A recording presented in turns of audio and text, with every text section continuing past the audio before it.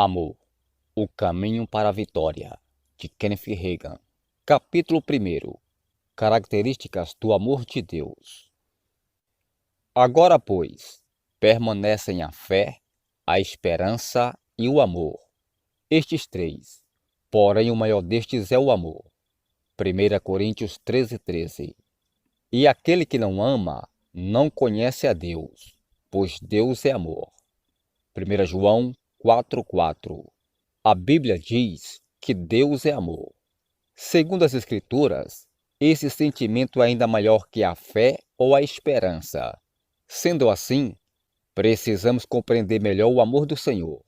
Em algumas versões bíblicas do texto de 1 Coríntios 13:13, em vez de amor, lemos o termo caridade. Na realidade, é lastimável que a palavra grega ágape tenha sido traduzida como caridade. Esse vocábulo em português não expressa o significado total do verbete grego empregado nesse versículo. Uma definição da palavra caridade, segundo os dicionários, é boa vontade benevolente à humanidade. No entanto, o termo original empregado na passagem bíblica é ágape, que significa o amor de Deus. Em todo o Novo Testamento, a palavra ágape fica melhor traduzida por amor. Em 1 João 4:8, por exemplo, a Bíblia diz: Deus é ágape, ou seja, amor. O termo grego significa, portanto, o amor característico de Deus. O que é ágape, ou o amor do Pai Celestial? Antes de responder essa pergunta, quero mostrar-lhe algo interessante a respeito desse assunto. A Escritura declara que o amor é maior que a esperança ou a fé. 1 Coríntios 13:13. Qual é o motivo dessa declaração? Em primeiro lugar, a fé não consegue existir sem o amor.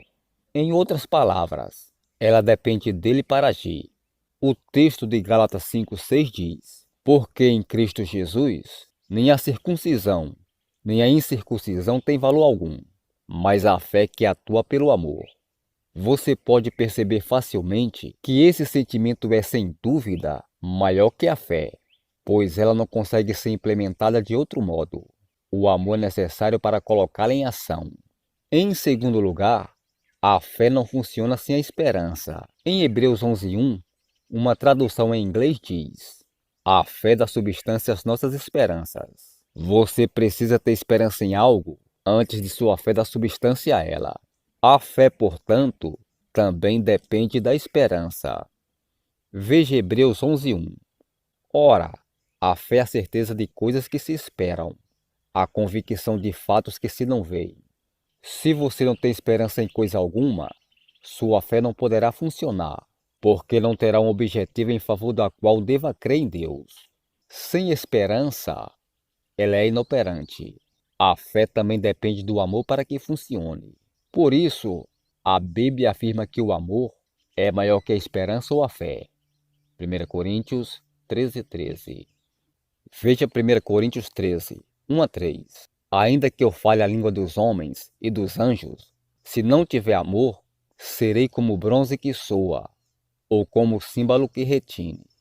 Ainda que eu tenha o dom de profetizar e conheça todos os mistérios e toda a ciência, ainda que eu tenha tamanha fé a ponto de transportar montes, se não tiver amor, nada serei. E ainda que eu distribua todos os meus bens entre os pobres, e ainda que entregue o meu próprio corpo para ser queimado, se não tiver amor, nada disso me aproveitará. A Escritura Sagrada afirma que todos os dons do Espírito manifestados por nosso intermédio não teriam qualquer proveito e não valeriam coisa alguma sem o amor do Altíssimo. Pense nisso. Se entendêssemos todos os mistérios e possuíssemos todo o conhecimento e toda a fé, mas não tivéssemos o amor sincero operando em nós, essas coisas não teriam o menor valor. Até mesmo ofertar aos pobres e sacrificar-se em favor da fé seria em vão, a não ser que a motivação fosse o amor. A atitude alguma que uma pessoa tome poderá dar-lhe proveito se ela não tiver agido com o fundamento do amor característico de Deus. Assim, podemos perceber facilmente Por que essa condição é tão importante? E qual a razão de a palavra considerar o amor maior que a fé e a esperança? Além disso, segundo a orientação bíblica, somente pelo testemunho do amor divino em nós, o mundo saberá que somos discípulos de Jesus. A Bíblia não diz que, por meio da fé ou da esperança, testemunharemos de Deus. Não. Só o verdadeiro amor cristão demonstrado em nós e por nossa mediação poderá mostrar às pessoas que seguimos o Senhor Jesus. João 13,35 diz: Nisto conhecerão todos que sois meus discípulos, se tiverdes amor uns aos outros. Como o mundo saberá que somos cristãos? Se amarmos uns aos outros. Definindo o amor. Já que é tão importante o amor característico de Deus, é necessário sabermos mais sobre essa questão. Podemos compreender, é lógico, que esse amor é diferente do afeto humano, que pode transformar-se em ódio da noite para o dia. No entanto, o amor do Senhor nunca falha. Vemos uma melhor definição em 1 Coríntios 13, 4-8. O amor é paciente, é benigno. O amor não arde em ciúmes, não se ufana, não se ensoberbece, não se conduz inconvenientemente, não procura os seus interesses, não se exaspera, não se ressente do mal, não se alegra com a injustiça, mas regozija-se com a verdade. Tudo sofre, tudo crê, tudo espera, tudo suporta. O amor jamais acaba. Mas havendo profecias, desaparecerão. Havendo línguas, cessarão. Havendo ciência, passará. O amor divino, portanto, é maior que tudo o que foi listado no texto pelo apóstolo Paulo, porque os dons da profecia, das línguas e do conhecimento, todas essas coisas algum dia desaparecerão e não teremos mais necessidade delas. Mas o amor do Pai eterno nunca passará. No céu, não será preciso falar em outras línguas, nem profetizar, tampouco exercer o conhecimento ou os demais dons do Espírito Santo. Tudo isso terá desaparecido. Contudo, o amor que provém do Altíssimo permanecerá para sempre. Não desaparecerá, porque Deus é amor, e Ele é eterno. Não somente dura para sempre o amor do Pai, mas também, como dizem as Sagradas Escrituras, esse sentimento divino sobrevive a tudo quanto possa acontecer. Na versão ampliada diz: o amor aguenta todas as coisas que possam surgir. Versículo 7. Suas esperanças jamais acabam, e o amor do Senhor não falha. Agora leiamos esse trecho nessa tradução, pois ela define com mais clareza o amor do Altíssimo. 1 Coríntios 13, 4-8 ampliada. O amor perdura muito tempo e é paciente e benigno. O amor nunca é invejoso nem ferve com ciúmes. Não se ufana, não se ensoberbece, nem se exibe com altivez. Não é orgulhoso, arrogante e inchado de soberba. Não é grosseiro, nem se comporta de modo inconveniente. O amor de Deus em nós, não insiste nos seus próprios direitos, nem na própria vontade, porque não é egoísta. Não leva em conta o mal feito contra ele. Não presta atenção à injustiça por ele sofrida. Não se alegra com a injustiça e a iniquidade, mas se regozija quando a justiça e a verdade prevalecem. O amor aguenta todas as coisas que possam surgir. Sempre está disposto a acreditar no melhor a respeito de todas as pessoas. Suas esperanças nunca murcham, em nenhuma circunstância. E suporta tudo sem enfraquecer. O amor jamais acaba. Não se esgota, não fica obsoleto, nem chega ao fim. Quanto à profecia, o dom de interpretar a vontade e o propósito divinos será cumprida e desaparecerão. Quanto às línguas, serão destruídas e cessarão. Quanto ao conhecimento, passará, perderá seu valor porque a verdade divina tomará o seu lugar. Meu desejo é que os cristãos realmente dediquem tempo para deixar esse trecho bíblico penetrar na mente e no coração. Viver à luz desses versículos soluciona muitos dos seus problemas. Note, por exemplo, o texto de 1 Coríntios 13:4 na versão ampliada. O amor perdura muito tempo e é paciente e benigno. Há, sem dúvida, algumas pessoas obstinadas, mas que não são pacientes nem bondosas ao cuidarem de suas questões. Suportam seus problemas por muito tempo, porque não têm escolha, mas também deixam transparecer que estão aguentando tudo contra a vontade. Às vezes, por exemplo, um marido tem de suportar determinadas situações por causa da esposa, mas não é cordial enquanto faz. Em outros casos, é a mulher que tem de tolerar atitudes do cônjuge, mas ela deixa claro que está sofrendo com isso. O amor que provém de Deus tudo suporta. É paciente e benigno todo o tempo. Não se esgota, não fica ultrapassado e jamais acaba. No texto citado, o versículo 7 ampliada diz: o amor aguenta todas as coisas que possam surgir. Algumas pessoas costumam dizer: não consigo mais amá-lo ou não aguento mais. Não posso mesmo amar depois disso. No entanto, o amor à semelhança do Pai consegue manter-se firme apesar de tudo e sem enfraquecer-se. Nunca chega ao fim. Com o amor ágape, conseguimos ficar firmes apesar de qualquer circunstância. Talvez algum dia você tenha dito: não posso mais tolerar isso, ou não consigo suportar o fulano. No entanto, será fácil superar tudo com a ajuda do amor que vem do Altíssimo. Pense como Deus nos tem suportado. Pastorei durante 12 anos e sei que em certos momentos pode ser difícil ter paciência com as pessoas. Lembro-me de que às vezes, durante meu ministério, eu pensava à noite em como o Senhor aguentava toda a humanidade e começava a rir a respeito. Em seguida, dizia-lhe: Pai, estou quase perdendo a paciência com algumas pessoas, mas sei que tu estás suportando todos nós. Pois bem, o Todo-Poderoso não pediria que fizéssemos algo impossível. Se Ele nos mandou amar uns aos outros, é porque isso é possível. Deus é amor, e podemos compartilhar esse sentimento derramado em nosso coração. Realmente, a característica mais poderosa do Altíssimo é o amor, o qual é a sua natureza. Quando nascemos de novo, seu amor é transmitido ao nosso coração pelo Espírito Santo. O amor de Deus aguenta firme em qualquer tipo de pressão. Sei que não é fácil. Já estive em situações de querer largar tudo, do ponto de vista natural. Mas o ágape dentro de mim não me deixou desistir. Esse tipo de afeto suporta tudo e jamais se esgota. Não fica ultrapassado, nem chega ao fim. Se, portanto, andarmos à luz do amor divino, nunca enfraqueceremos. Conseguiremos continuar amando as pessoas, quer a nossa natureza humana se sinta ou não disposta. Devemos amar o próximo com o mesmo sentimento existente no Senhor. Outra característica do amor existente no Senhor está em 1 Coríntios 13:5. Não se conduz inconvenientemente, não procura os seus interesses. Logo, quando opera em nós e por nosso intermédio, ele é desinteressado.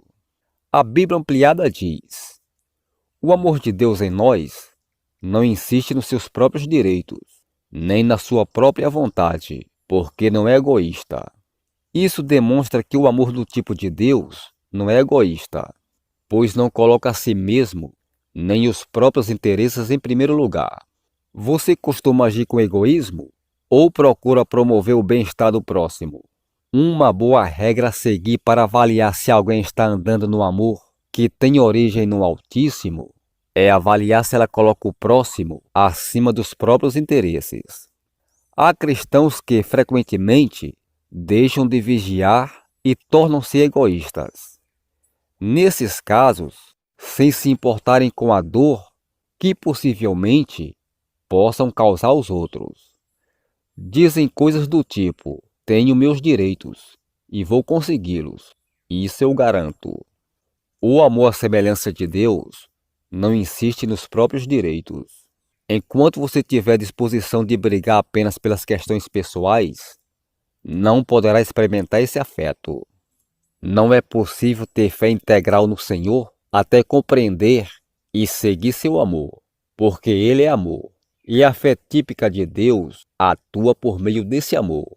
Portanto, para crer plenamente no Pai Celeste e agir segundo a fé, é preciso andar no sentimento que provém dele.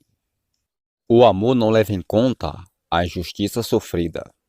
Uma característica do amor divino é que ele nunca leva em conta uma injustiça sofrida.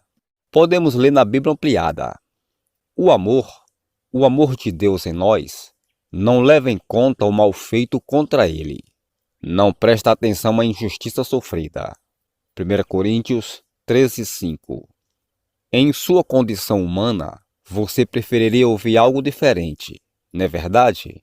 Esse versículo, no entanto, contém o termômetro do amor. Você fica facilmente nervoso, queixoso ou ressentido? Está sempre tomando nota do mal que lhe fizeram? Essa é a forma divina de medir o amor. É fácil descobrir se você está ou não andando de acordo com esse sentimento, examinando à luz desse versículo sua caminhada cristã. Enquanto levar em conta o mal que sofre dos outros, não conseguirá viver em amor. Mas se achar possível andar no amor do tipo de Deus e permanecer cheio do Espírito Santo, não guardará ressentimentos. Se não conseguir esquecer o mal que lhe fizeram, não poderá acreditar no melhor a respeito dos outros. Você já notou que o amor comum e natural é o inverso de acreditar no melhor de todas as pessoas? Esse amor humano está sempre disposto a acreditar no pior com referência ao próximo. Há quem até procure defeito nos outros, a fim de ter motivo de acusá-los ou fazer comentários desagradáveis. No ministério, tive a oportunidade de viajar durante muitos anos pelos campos. Em muitas ocasiões, algum pregador me dizia: "Você já ouviu falar do fulano?" Logo depois, começava a contar-me algo ruim a respeito daquela pessoa. Eu sempre respondia: "Recuso-me a acreditar em algo ruim sobre os outros. Creio no melhor acerca dos meus semelhantes." Na maioria das vezes, ficou demonstrado que aquilo que contaram se tratava apenas de um mero boato. O amor do Senhor está disposto sempre a acreditar no melhor de cada pessoa. Deus é amor e, portanto, está sempre disposto a pensar coisas boas sobre cada um de nós. Depois de nascer de novo, algo dentro de mim, no íntimo do meu espírito, parecia compelir-me a acreditar no melhor sobre todos os indivíduos. Minha carne nem sempre aceitava agir assim, mas a Bíblia mostra que o amor de Cristo em nosso coração constrange-nos a fazer o que é certo. 2 Coríntios 5,14. É por isso que devemos deixar esse sentimento ensinar-nos a pensar no melhor que há nas pessoas, sem nos exasperarmos com queixas e mágoas. Só assim será muito fácil deixar de levar em conta o mal que possam fazer contra nós. No capítulo 13 da primeira carta aos Coríntios, versículo 8, o apóstolo Paulo assegura-nos que o amor jamais acaba, não se esgota, não fica obsoleto, nem chega ao fim. Posto que Deus é amor, se esse maravilhoso sentimento pudesse acabar, o Todo-Poderoso também teria fim. No entanto, sabemos que isso não pode acontecer. Algumas pessoas consideram fraqueza de caráter o fato de não se importarem com o mal que possam receber e não prestar atenção à injustiça sofrida. Porém, isso não é verdade. Trata-se do amor do tipo de Deus em operação. Quanto mais perto estivermos do Pai, em submissão ao seu amor, mais teremos condições de perdoar as injustiças que nos fazem. Simplesmente, não daremos atenção a elas. No decurso dos anos, quando alguém me tratava mal, surgia sempre quem me dissesse: "Se eu fosse você, não toleraria isso." Até mesmo cheguei a ouvir de uma pessoa certa vez que tenho fraqueza de caráter, porque não brigo com aqueles que brigam comigo. Há quem tenha dito que é defeito do meu caráter o fato de eu nunca prestar atenção à injustiça sofrida. Por causa disso, outros comentam coisas do tipo: "Ele realmente ofendeu você, não foi?" Minha resposta sempre tem sido: "Não, não creio. Aliás, nem mesmo estava prestando atenção." Em todos esses anos, não tenho levado em conta qualquer mal feito contra mim. Simplesmente continuo com minhas pregações, amando e mantendo-me em perfeita saúde. Colegas do ministério até mesmo têm me dito: bem, se eu fosse você, não toleraria isso. Não suportaria tal coisa. Logo daria um jeito nisso. Mas eu, sem revidar, continuava andando em amor e mantendo minha saúde. Até mesmo cheguei a notar que alguns daqueles que me incitavam à vingança morreram antes do tempo. Aprendi com minhas experiências que quando as pessoas falam algo contra mim ou fazem-me algum mal, minha comunhão com o Senhor fica prejudicada. Sei que devo evitar criticá-las ou retaliá-las com murmurações contra elas. Além disso, a Bíblia diz que o amor nunca falha e, portanto, é melhor fazer algum bem contra as pessoas que me tratam com injustiça. Desse modo, posso fazer operar o amor divino naquela situação. Muitos indivíduos têm fracassado e até mesmo morrido prematuramente, porque ao deixarem a sabedoria de lado, sempre se aborreciam e brigavam. O efeito disso sobre as pessoas não é somente espiritual, mas também físico. Lembro-me de certa ocasião em que fui pastorear determinada igreja. O pastor anterior havia passado por muitas dificuldades no ministério. Quando finalmente deixou a congregação, metade dela estava a seu favor e a outra parte estava contra ele. Aquele pastor continuou morando na cidade e visitava o antigo rebanho para levantar as ofertas e os dízimos, embora já não exercesse mais o ministério na região. Ainda dizia aos irmãos da igreja, da qual eu já era o pastor, que estavam fora da vontade de Deus, porque era ele quem deveria continuar a pastoreá-los. Finalmente, os oficiais daquela denominação descobriram tudo e foram falar comigo, o novo líder evangélico. Disseram: irmão Reagan, é só dar queixa, e nós demitiremos aquele obreiro. Além disso, vamos tirar-lhe a carteira de pastor. Respondi: não, não farei isso. Se ele continuar do jeito que está, de qualquer maneira, será um fracasso do ponto de vista espiritual. Só que não sou eu quem vai contribuir para a derrubada dele. Veja bem, o amor não leva em conta o mal que tenha sofrido. Porém, sempre que eu contribuir para a derrota de outra pessoa, sofrerei em minha vida espiritual e física. Não desejo que coisa alguma prejudique o crescimento da minha comunhão com Deus. Eu não quero oferecer ao diabo uma porta aberta para ele colocar em mim enfermidades e outros problemas. Estive enfermo durante os primeiros 17 anos da minha vida e tenho feito de tudo para evitar as doenças, porque não gosto delas. Sei que para ter saúde e crescer espiritualmente, é necessário andar em amor com relação ao próximo. Prefiro deixar o Senhor lidar com a retribuição, e isso porque poderei envolver-me em problemas espirituais.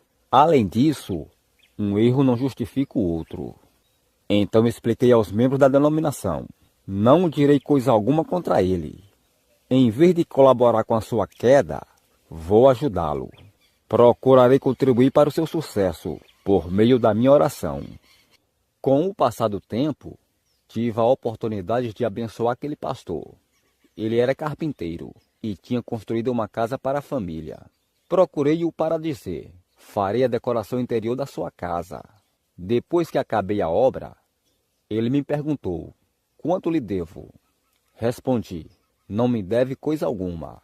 O Senhor me mandou fazer esse serviço como oferta para você. Quando falei assim, ele e a esposa começaram a chorar. Confessaram que tinham visitado os membros da minha igreja e que se haviam arrependido. Depois concluiu: mas, irmão Reagan, não falamos mal de você diante deles. Procurei deixar claro: de qualquer modo, não haveria coisa alguma que pudessem dizer contra mim. No entanto, por outro lado, caros irmãos, já fizeram uma pausa para pensar a respeito? Quando fez visita a alguns membros da minha igreja e lhes disse que eles estavam fora da vontade de Deus? Pois você ainda era o pastor, deu motivo para contendas e divisões. Na realidade, estava falando contra mim, pois agora sou o pastor. O Senhor colocou-me ali. Portanto, era a mesma coisa de falar contra mim. Os dois confessaram: erramos, por favor, perdoe-nos. Respondi: sem dúvida, eu lhes perdoo. Em seguida, convidei-os a retornar à igreja para pregar. Era importante que aquele líder evangélico restaurasse o relacionamento com os membros da congregação e endireitasse a situação com eles, a fim de que progredisse no ministério. No entanto, aquele casal não queria regressar àquela igreja para pregar. Não podemos voltar lá com a finalidade de ministrar, pois aqueles membros não gostam de nós. Jamais permiti que os irmãos da minha congregação falassem contra aquele casal. Tal falatório não somente quebra a lei do amor, como também é perigoso.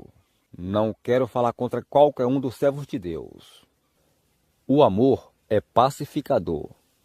Você se lembra, por certo, do relatório do Antigo Testamento que conta como Saul se desviara e procurava matar Davi? No entanto, este não queria causar dano a Saul, por mais oportunidades que tivesse para matá-lo. Davi declarou: não toquei os meus ungidos, e aos meus profetas não façam mal. 1 Crônicas 16:22 e Salmos 105:15. Não quero levar a culpa de tocar nos ungidos do Senhor de maneira alguma. Por isso, fiz o máximo esforço para levar os membros da igreja a manifestarem boa vontade com relação ao ex-pastor, porque o amor de Deus em nós é pacificador. O amor divino é pacificador. No fim, ele acabará vencendo. Persisti, portanto, em convidar aquele casal a visitar minha igreja e a pregar ali. Finalmente, os dois concordaram. Quando esse ex-pastor colocou-se no púlpito, declarou: peço perdão a todos, pois me comportei erradamente. Falei que Deus não poderia abençoar esta igreja, porque imaginava que eu ainda deveria ser o pastor. Mas vejo que o Senhor está abençoando os irmãos. E quero que todos saibam que estou emocionado ao ver o que ele tem feito aqui. Quando se arrependeu das suas atitudes, os membros da igreja lhe perdoaram. O amor é pacificador e não fracassa. A Bíblia diz: acima de tudo, porém, tende amor intenso uns para com os outros, porque o amor cobre multidão de pecados. 1 Pedro 4:8. Foi muito melhor reconciliar aquele pastor e sua esposa com a congregação do que deixar prevalecer a contenda e a discórdia. No momento em que o casal perdeu aquela igreja, os dois chegaram a pensar em abandonar completamente o ministério. No entanto, pelo fato de terem se arrependido e procurar reconciliar-se com a congregação, em vez de abandonar a carreira ministerial, começaram a levantar uma igreja em outro lugar, e o Pai os abençoou. Essa solução foi bem melhor do que deixar as contendas arruinarem o trabalho desse casal. É por isso que não contribuirei para a derrota de outra pessoa. O amor não leva em conta o mal feito contra nós. Simplesmente, continuarei com meu louvor e a minha adoração ao Senhor. Não importa o que as pessoas façam comigo, ou digam a meu respeito, porque me esforço para perseverar na lei divina do amor. Seguirei desfrutando de boa saúde e das demais bênçãos do Pai. Sem me importar com o que os outros queiram fazer ou argumentar, eu me esforçarei em permanecer no amor à semelhança de Deus.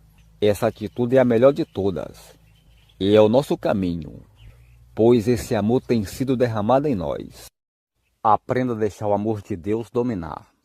Todos os nossos problemas no lar e no relacionamento conjugal seriam solucionados se tão somente andássemos no amor de Deus. As nossas dificuldades na igreja seriam resolvidas da mesma maneira. É por isso que a palavra nos orienta a fazer desse amor o maior alvo da nossa vida. A Bíblia Ampliada usa a seguinte linguagem: procure com sinceridade esse amor e procure adquiri-lo.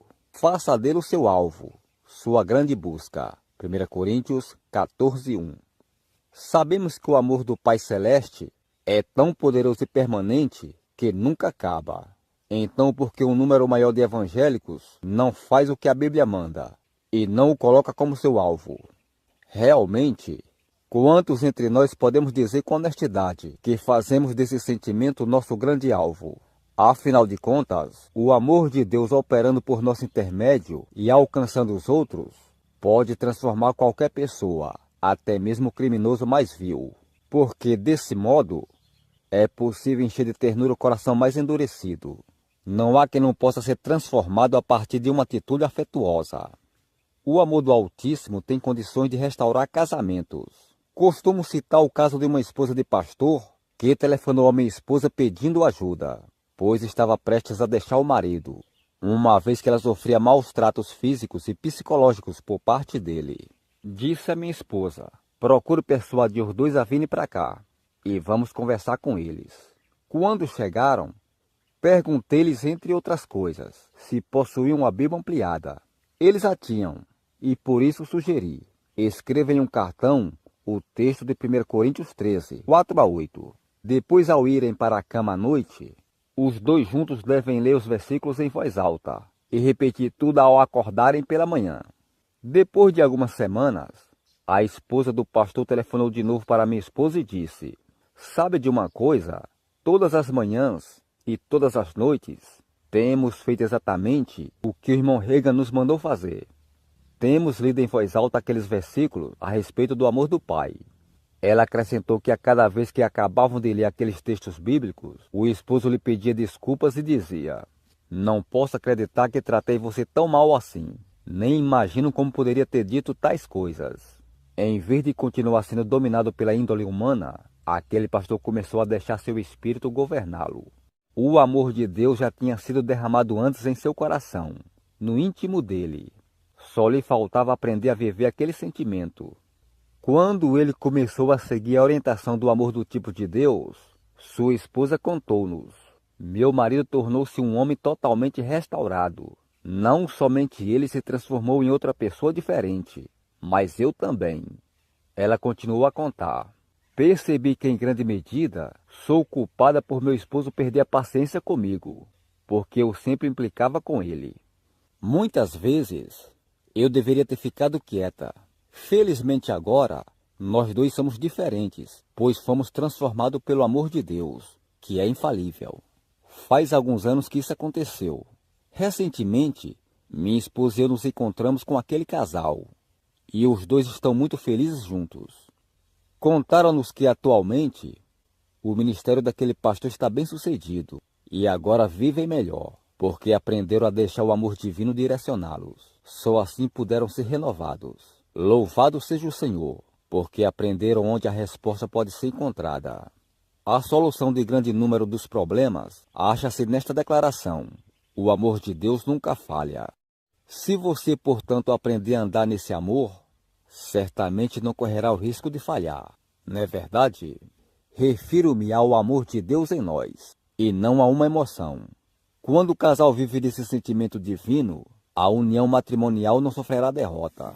Tal coisa seria totalmente impossível. Entenda, esse tipo de afeto está em nós, mas temos a responsabilidade de colocá-lo em prática e exercitá-lo a fim de que possa crescer e durar para sempre.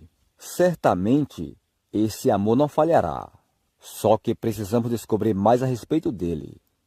Temos de aprender a cultivá-lo para fazê-lo crescer e amadurecer. O amor é um fruto do Espírito. Precisamos aprender que o amor tem a capacidade de crescimento e aperfeiçoamento, porque é um fruto do Espírito. Os frutos crescem. Quando a Bíblia fala a respeito do assunto, não se refere ao resultado do batismo no Espírito Santo, mas à recriação do espírito humano. Você recebe o amor ao nascer de novo. Realmente, ele é o primeiro fruto do Espírito que a Bíblia menciona. Gálatas 5, 22 e 23 diz: mas o fruto do Espírito é amor, alegria, paz, longanimidade, bondade, fidelidade, mansidão, domínio próprio. Contra estas coisas não há lei. Na tradução de Moffat está escrito: mas a colheita do Espírito é amor, alegria, paz, boa disposição, gentileza, generosidade, fidelidade, mansidão, domínio próprio. Não há lei contra os que praticam tais coisas. A Bíblia ampliada diz: contra estas coisas não há lei que sirva de base para uma acusação formal. Versículo 23. Se estiver andando em amor, a acusação alguma poderá legalmente ser lançada contra você.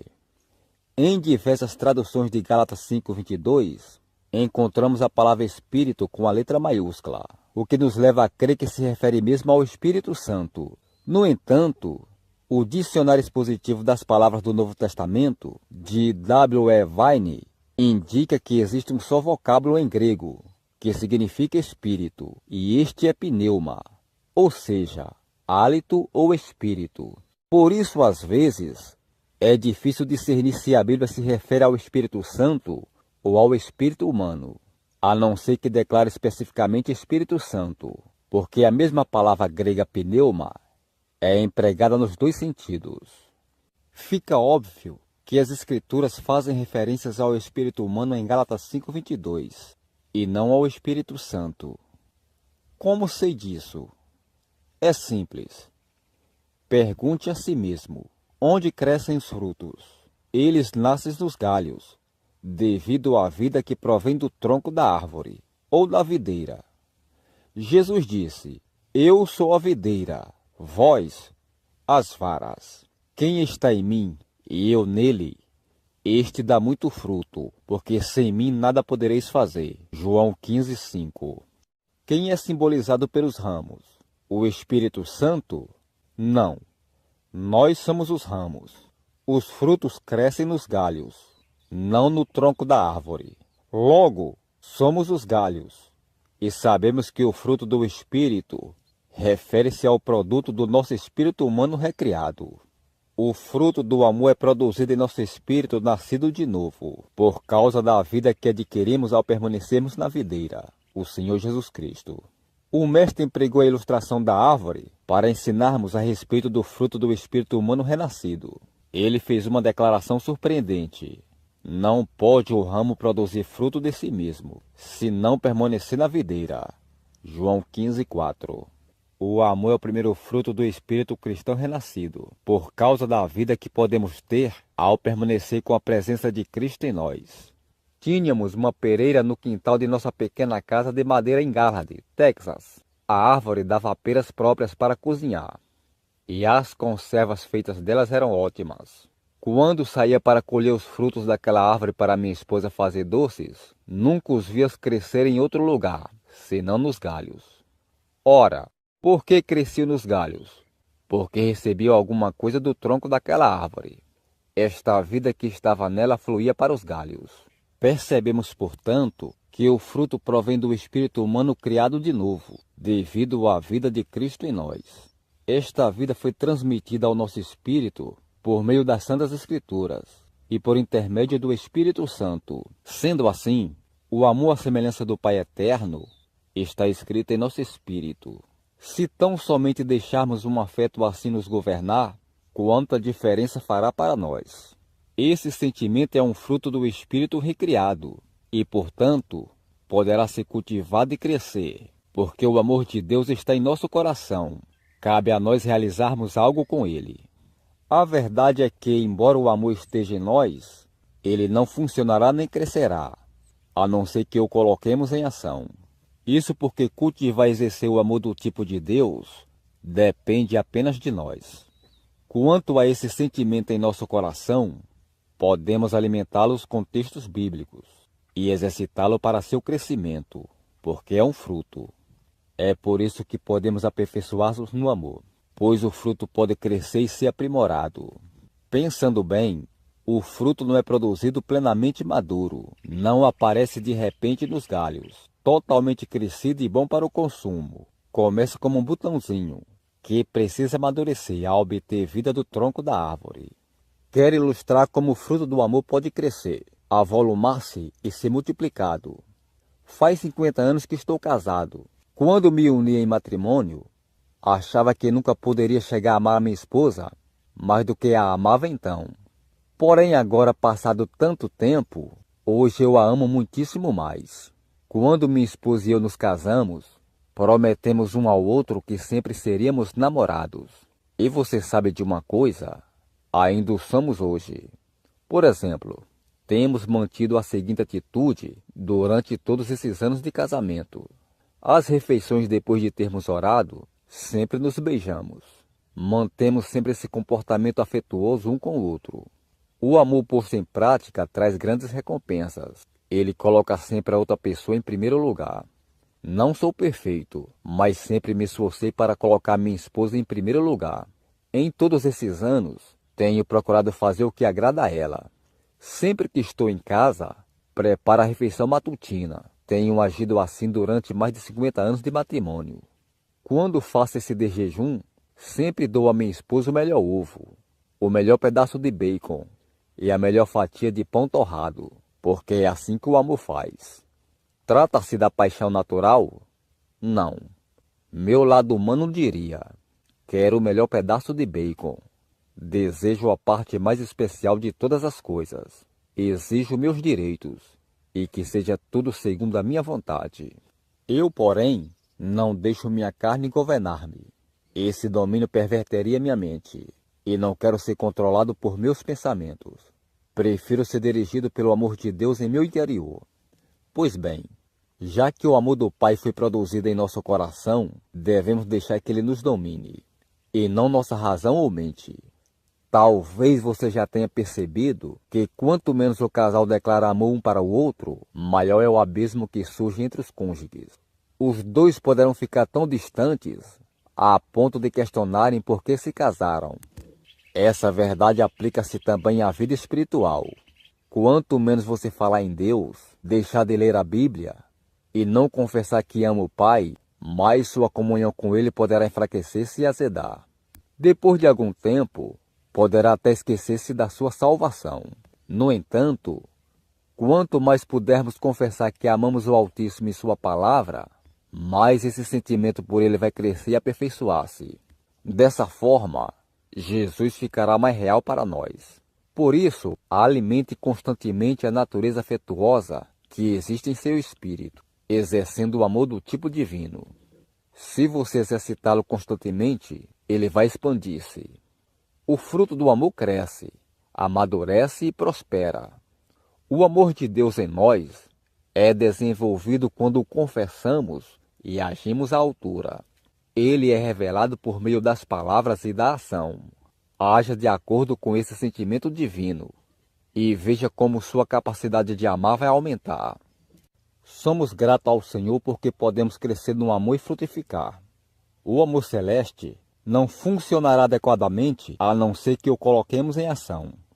Ele não poderá crescer nem amadurecer sem que seja exercitado. Depende de cada um de nós cuidar do desenvolvimento da nossa afetividade ao colocá-la em prática. A Bíblia diz: o perfeito amor lança fora o medo. 1 João 4,18.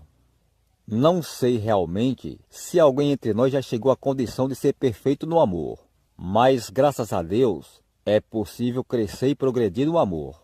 Louvado seja o Senhor, porque podemos ser aperfeiçoados e amadurecidos por meio desse sentimento. Isso não significa que vamos ser perfeitos, nem que possamos alcançar a perfeição do Pai. Entretanto, podemos amadurecer no amor do tipo de Deus, o qual deve, pelo menos, começar a brotar em nossa vida. O fruto do amor pode levar tempo para amadurecer. Talvez ainda não o vejamos maduro, plenamente crescido, mas provavelmente vamos perceber alguns botões que começam a aparecer. Nesse momento, sabemos que nosso amor está progredindo.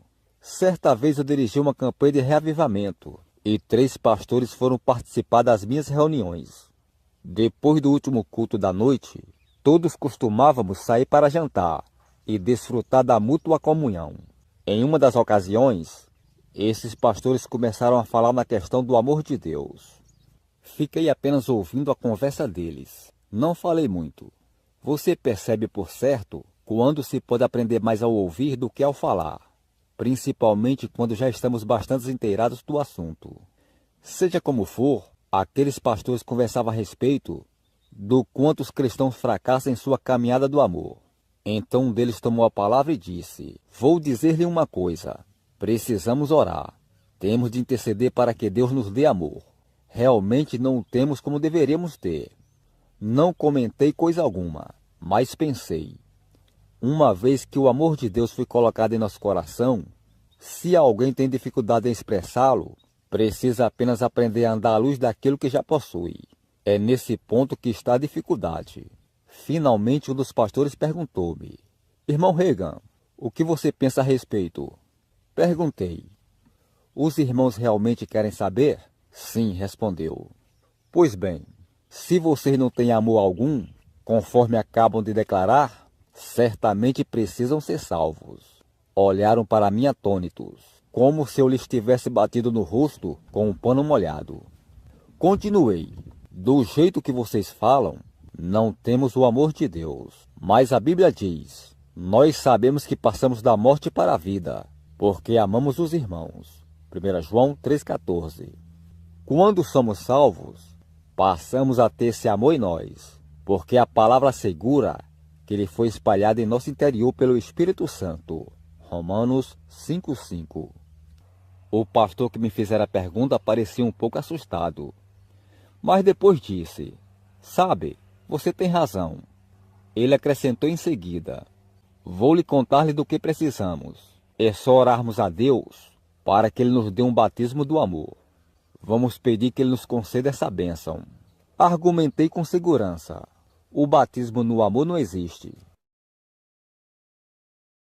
Ele é fruto do espírito humano, criado mediante a obra do Espírito Santo no novo nascimento. Não é questão de precisarmos orar para que o Altíssimo nos envie amor, frisei, porque o Pai já tem dado a todo cristão uma medida da fé que provém dele. É uma simples questão de despertar e usar aquilo que já existe em nosso interior.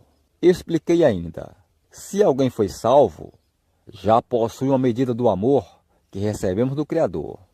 Uma pessoa pode orar até ficar rouca, pedindo que ele dê mais dessa bênção. Porém, o sentimento divino que ele já possui nunca será aumentado, até que o sustente com a palavra de Deus e o exercite para que ele seja fortalecido. Ao cultivarmos o amor, ele aumentará. Alimentá-lo com a palavra e exercitá-lo são maneiras certas de desenvolvê-lo, salientei. O amor do tipo de Deus precisa ser posto em prática antes de mostrar resultados, porque ele é produto do Espírito. Mas se você for fiel para exercê-lo, os frutos serão abundantes. O amor que vem do Pai é um fruto. A palavra diz que se permanecermos na videira, daremos muitos frutos. João 15, 1-8. Se, portanto, o cristão não tem amor, fica claro que não tem permanecido em Cristo, nem tirado dele devidamente seu alimento. Na verdade, muitos cristãos costumam ficar totalmente ocupados com os assuntos do mundo e não vão além desse nível. Por isso, não aproveitam devidamente o que lhes pertence.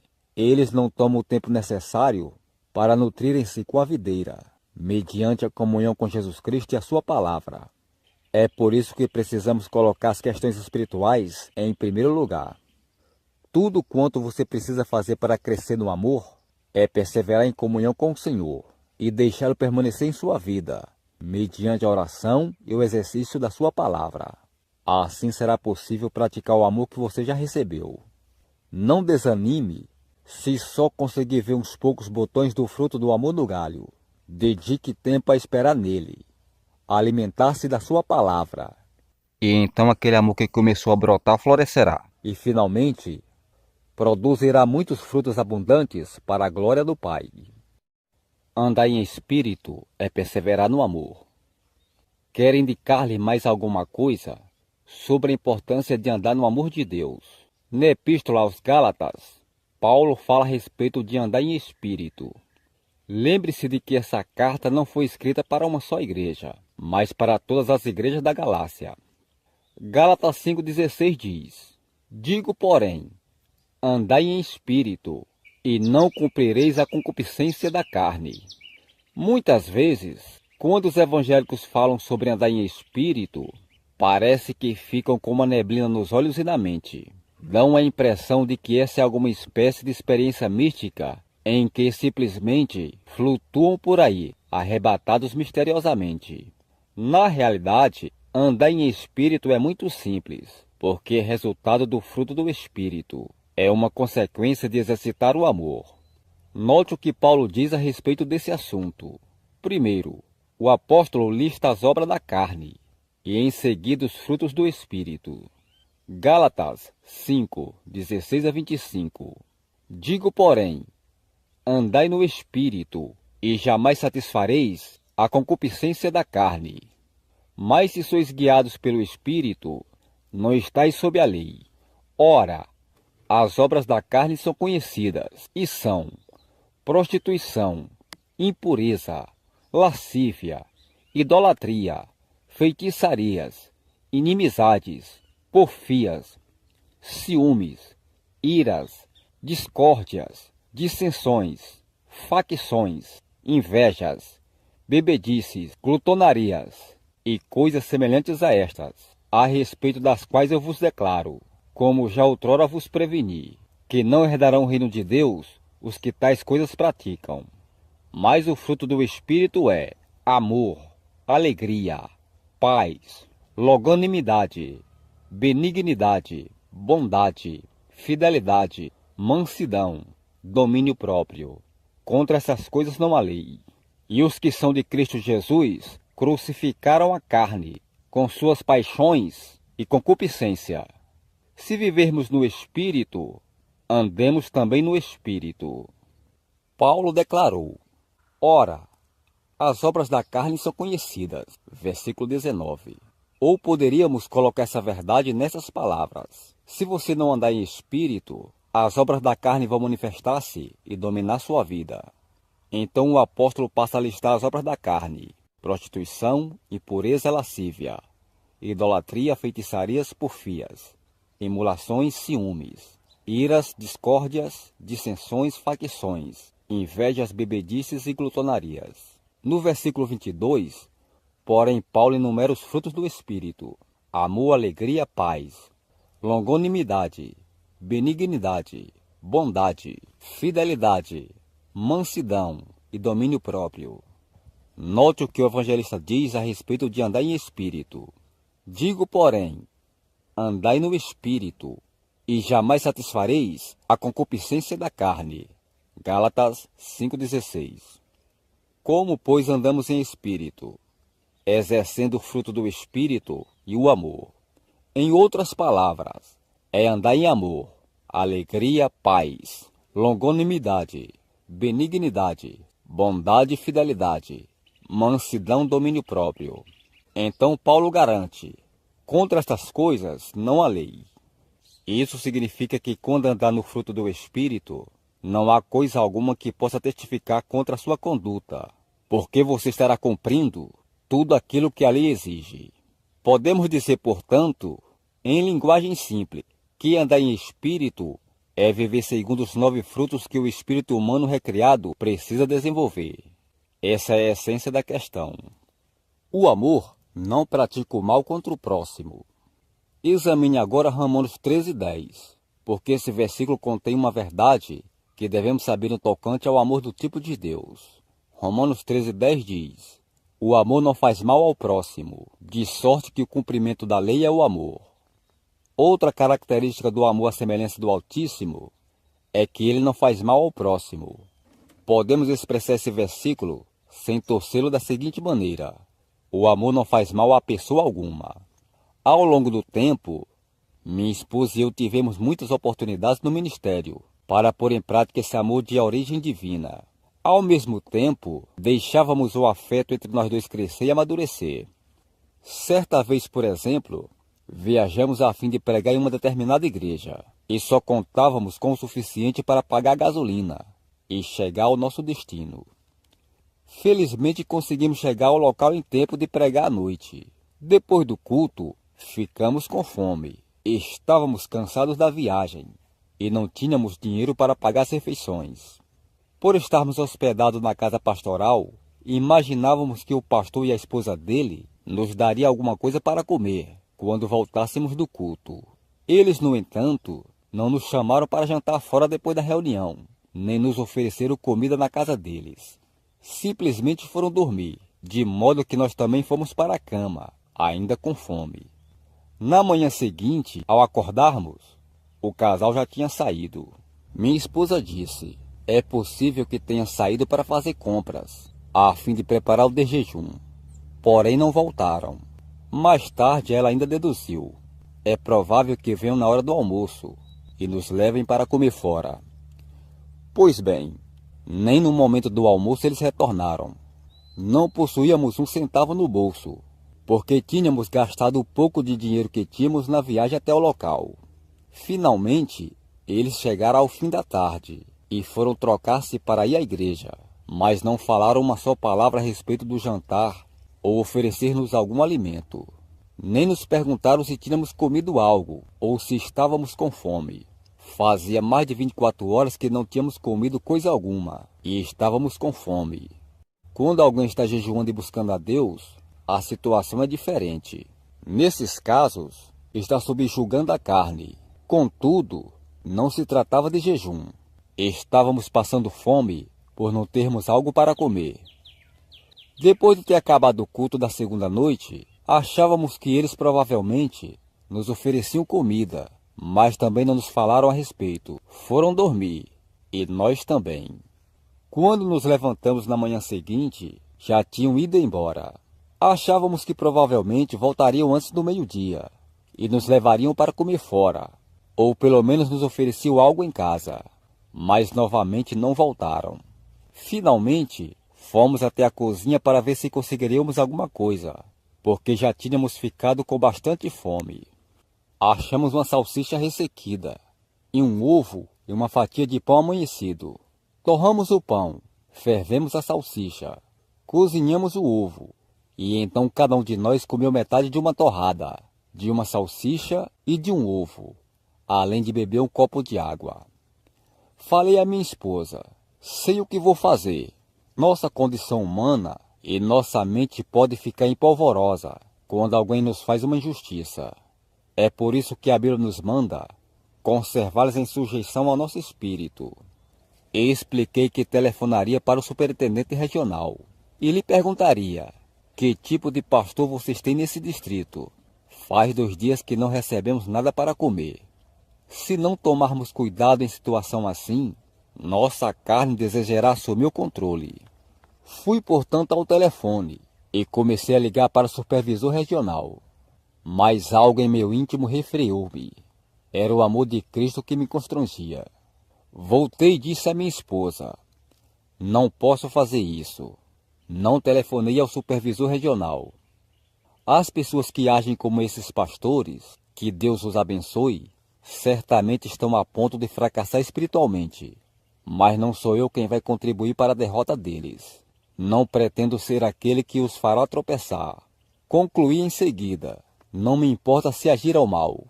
Tenho de insistir no amor a despeito do que fizeram, pois a Bíblia diz que o amor não faz mal ao próximo. Pois bem, aquele casal finalmente chegou antes de sairmos para a igreja no 3º dia, e de novo nada falaram a respeito do jantar, nem nos perguntaram se estávamos com fome. Fomos à casa do Senhor, e depois simplesmente levaram-nos para casa sem nos dar comida alguma. Sequer nos tinham dado uma oferta para que pudéssemos comprar alimentos. Àquela altura, parecia que meu estômago espregava-se na minha coluna dorsal. Quando a pessoa fica sem comida durante vários dias, sua carne começa a clamar. Disse outra vez à minha esposa: vou telefonar para o superintendente regional e perguntar que tipo de pastores ele tem nessa região.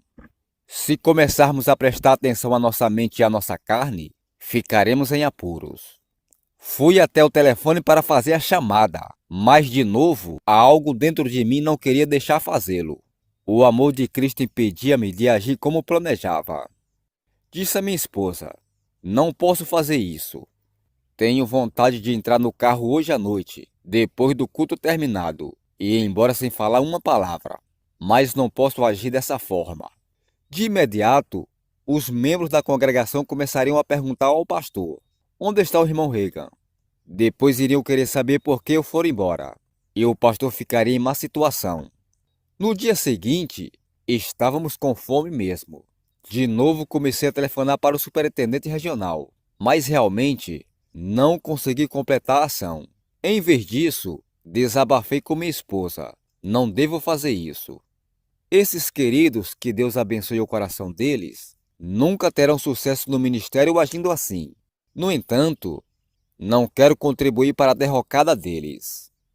Ficarei até o fim do domingo e farei o que for correto, independentemente daquilo que eles fizeram. As pessoas que não demonstram caráter ou preocupação pelo próximo não obtêm êxito em lugar algum, muito menos no ministério. Na realidade, aquele casal jamais deveria ter entrado na obra.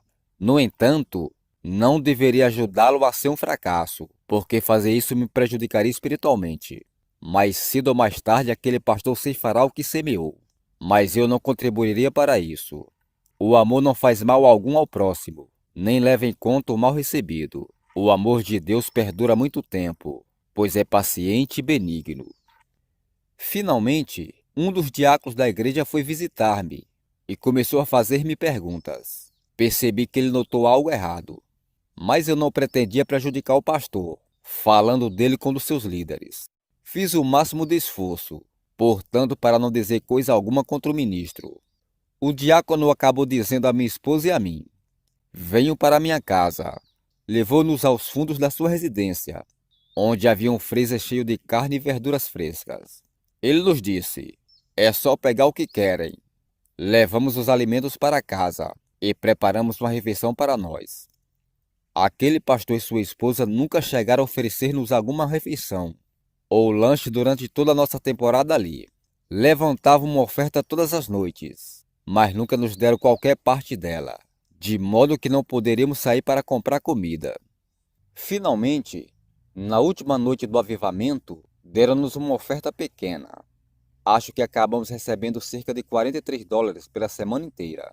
Ficamos fortemente tentados a agir de modo contrário ao amor cristão, mas eu não poderia murmurar nem queixar-me. Se é para permanecer sem doenças, preciso continuar amando o próximo, e acho muito mais gostoso ter saúde. Por isso minha esposa e eu confiamos totalmente em Deus. Sabíamos que pelo caminho afora, Ele supriria as necessidades, e por isso simplesmente seguimos nossa missão. O que aconteceu com aquele casal de pastores?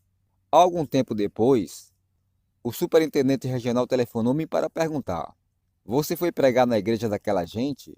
Contei-lhe que tinha feito uma campanha de uma semana de pregação ali. Ele fez outra pergunta: "O irmão percebeu algo em seu espírito enquanto estava ali?"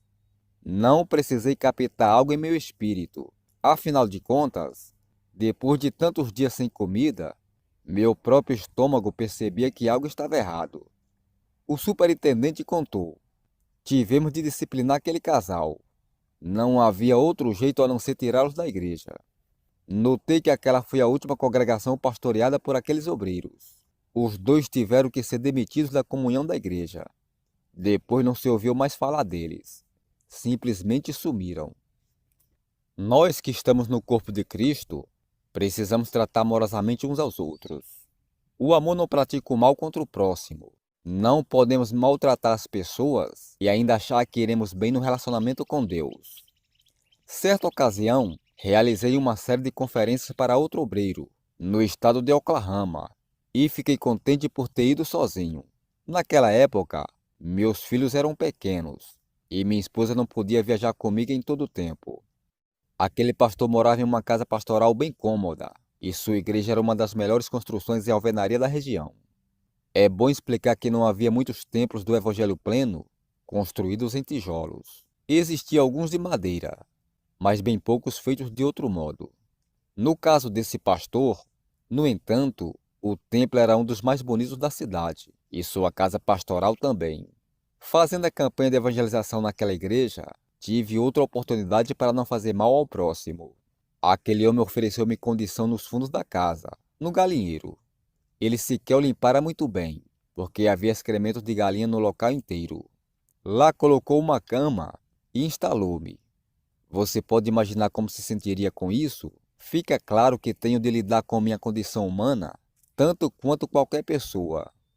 Muito revoltado, pensei: não precisa aguentar isso. Foi embora sem mais nem menos. Então dei-me conta de que não podia deixar aquele trabalho sem causar algum dano ao rebanho do Senhor. Os irmãos iriam querer saber o motivo da minha partida e passariam a ter suspeitas do seu pastor. Veja bem, o amor de Deus não faz mal ao próximo e não presta atenção às injustiças. Portanto, eu não poderia agir como pretendia. Resolvi então aguentar firme e permanecer pelo menos uma semana para não deixar o pastor passar vergonha. Em dado momento orei: "Senhor, farei o seguinte: sei que a campanha vai durar mais tempo, mas completarei uma semana.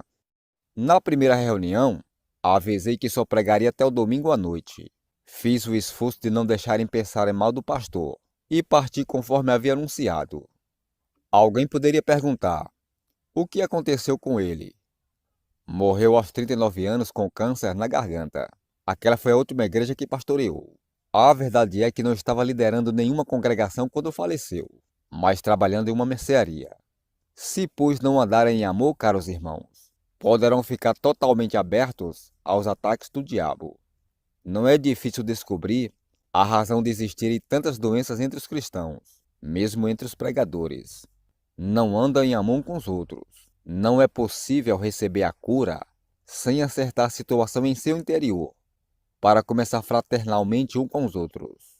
Viver o amor de Deus é a maneira certa de viver, e essa atitude conduz à vitória em todas as áreas da vida.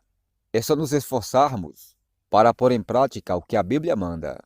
Não será possível prosperar no Senhor se não tratarmos bem o próximo ou se tivermos guardando ressentimentos no coração. Tenho me treinado em todo o tempo a pensar assim: como aquele que estou para falar ou fazer afetará meu próximo? O amor não pratica o mal contra outrem. Algumas das minhas ações pode lesar alguém? Se houver esse risco, preciso ter cuidado com meu modo de proceder. Pois bem, não me entenda mal. Na verdade, estou longe de ser perfeito. No passado cheguei a trilhar o caminho errado. Porém, logo que percebi meu erro na caminhada do amor, arrependi-me e voltei imediatamente a exercer o amor à semelhança de Deus. O amor não pratica o mal no casamento. O amor fraternal não faz mal ao seu próximo. É importante lembrar que isso se aplica também à vida conjugal. Se a pessoa estiver casada, essa orientação excluirá a prática do mal entre os cônjuges. Não é verdade? Se, portanto, os cristãos querem viver o amor da forma ensinada por Deus, isso significa que não poderão fazer mal algum que afete o relacionamento entre o casal. Quando existem problemas conjugais, é necessário que o marido pergunte a si mesmo: o que faria o amor? A esposa precisa também fazer a mesma pergunta a si própria. Estou falando do amor divino, não do afeto humano, pois este é instável. É impossível viver o cristianismo genuíno e andar no amor natural, pois esse tipo de afeição é pouco mais do que apenas atração física. Certa mulher quis desabafar comigo e confessou: parece que não amo mais o meu marido. Perguntei: o que você quer dizer com isso? Oh, ele é um homem excelente e bondoso comigo. Realmente é uma pessoa maravilhosa, mas sinto que não tenho mais amor por ele. Entenda, ela precisava renovar a mente com as Santas Escrituras. Comecei a falar-lhe a respeito do amor de Deus e a ensinar-lhe a cultivá-lo para fazê-lo crescer e multiplicar-se em seu coração. Finalmente falei: por que você não deixa o amor divino dominar sua existência? O amor fraternal solucionará todo problema que aparecer. Veja bem, quem andar desse modo será bem-sucedido em todo o tempo, pois esse amor suporta todas as coisas que possam surgir. Temos essa fraternidade santificada dentro de nós, e assim podemos amar a maneira do Pai Celeste. Se prestarmos atenção à Bíblia, fizermos do amor de Deus o maior alvo da nossa vida e o cultivarmos em nosso interior, poderemos ter a certeza de vencer em todas as áreas.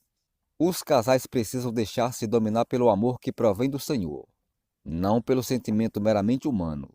É natural que os cônjuges tenham certa quantidade de afeição e atração física entre si, mas o amor natural é frágil e pode transformar-se em ódio da noite para o dia. Já o sentimento que vem do Pai não é assim. Podemos ver então como os cristãos possuem uma vantagem que as outras pessoas não têm. Os servos do Senhor não somente amam o cônjuge com afeto natural, como também conseguem acrescentar o amor divino à sua mútua afeição. Sabem amar um ao outro com um sentimento aperfeiçoado pelo Altíssimo, que não insiste nos próprios direitos, nem na vontade pessoal, mas sempre busca a satisfação do próximo. Em primeiro lugar, os casais devem buscar o bem-estar do cônjuge antes dos seus interesses pessoais. Aqueles que fizerem assim no casamento experimentarão o céu na terra. Mesmo no relacionamento conjugal, coloque sempre o parceiro em primeiro lugar. Procure pensar: como posso ser uma bênção para meu cônjuge? Considere a felicidade dessa pessoa antes de pensar em si mesmo. Existem casais que não agem assim, e isso provoca problemas no relacionamento. Algumas mulheres, que Deus as abençoe, tornam-se tão espirituais que se consideram por demais santas para terem relações sexuais com o esposo. Nesse caso, aplica-se também a elas o versículo: o amor não faz mal ao próximo. Romanos 13:10. Essas mulheres não estão observando a palavra quando se trata dos cônjuges. Elas praticam mal contra o marido ao deixarem de cumprir seu papel de esposa? Certamente. Tendem a fazê-lo tropeçar e cair no pecado, e então teriam depois que compartilhar a culpa. Algumas delas chegam a dizer: sim, mas Deus mandou-me não ter relações sexuais com meu esposo. Se o Senhor tivesse feito isso, estaria contra a própria palavra, porque as Escrituras declaram que um casal não deve privar-se um ao outro. Em 1 Coríntios 7,5 diz: não vos priveis um ao outro, salvo talvez por mútuo consentimento, por algum tempo, para vos dedicardes à oração, e novamente vos ajuntardes, para que Satanás não vos tente por causa da incontinência. A Bíblia afirma que o marido e a mulher não devem privar-se um ao outro. A tradução de Moffat diz: não recusem a relação sexual um ao outro, a não ser que concordem nessa separação por algum tempo. Em outras palavras, se o esposo e a mulher concordarem mutuamente, poderá ficar sem relação sexual por algum tempo, a fim de se dedicarem à oração. Para concluir, a tradução de Moffat diz: e então se ajuntem de novo. Isso se refere a voltar a ter relações sexuais e andar em amor, pois este sentimento tem ligação com todas as partes da nossa vida, inclusive a conjugal. A palavra de Deus ensina aos casados o modo exato como o respectivo cônjuge deve ser tratado. Realmente a Bíblia abrange todas as esferas da nossa vida. Minha esposa e eu realizávamos uma série de conferências a pedido de certo pastor. E todas as vezes que fazíamos uma pergunta, ele respondia: vou ter que perguntar à minha esposa. Parecia que ela exercia o controle total sobre ele. Nossas conferências na igreja desse pastor duraram 3 semanas, com uma semana livre no final. Esse homem de Deus disse-me: irmão Reagan, minha esposa e eu vamos passar uns dias nas montanhas. Você e sua esposa poderiam vir junto. Como estávamos com tempo livre, aceitamos o convite. Durante nossa temporada ali, ele me contou: irmão Reagan, às vezes passo 4 meses seguidos sem ter relação com minha esposa, porque ela não deixa. Pelo fato dela gostar muito de tirar férias nas montanhas, a única maneira de persuadi-la a ter relação comigo é levá-la para passear lá. Aquele homem era um pouco mais velho do que eu, e na ocasião eu estava com 30 anos. Ao recusar-lhes as relações conjugais, aquela esposa poderia tê-lo levado a tropeçar.